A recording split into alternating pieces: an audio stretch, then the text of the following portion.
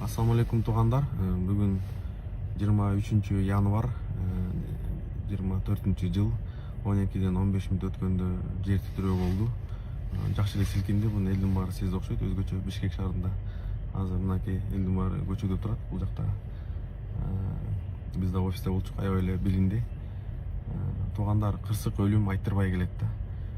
Үйдө уктап атканда келет, офисте отурганда келет, акча санап атканда келет, күнөө кылып атканда келет, намаз окуп атканда келет, бирөөнү капа кылып атканда келет, бирөөнүн акысына кирип атканда келет.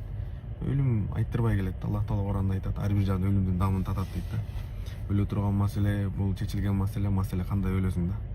Ошон үчүн бул жер титирөө болгондо эле эзибизге келип калбай, ар бир күнүбүздү акыркы күндөй жашаш керекпиз да.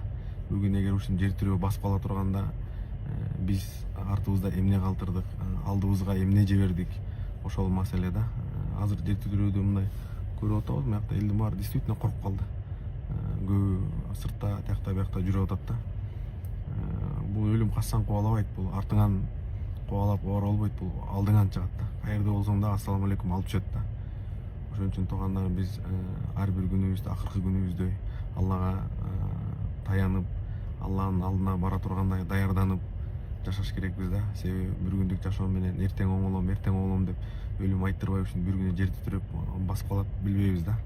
Албетте Аллах Таала кырсыктан, балейден сактасын, жаман өлүмдөн, жаман кырсыктан, жер титирөөдөн сактасын. Бирок ушул жер титирөө ар биринин өзүнүн мындай жашоодо чувствосуна, жашоодо узун ой болгон үмүттөрүн сындырат да, чувствосуна келтирет да. Ошон үчүн туугандар, ар бир күнүбүздү акыркы күндөй бирөөлөрдү капа кылбай, бирөөнүн акысына кирбей, жакшы Аллага чырайлуу ибадат кылып жашайлык. Себеби өмүр кыска да. Ушундай бир күнү жер титиреп басып калат, бир күнү ушундай бирдек болуп өлүм айттырбай келип калат.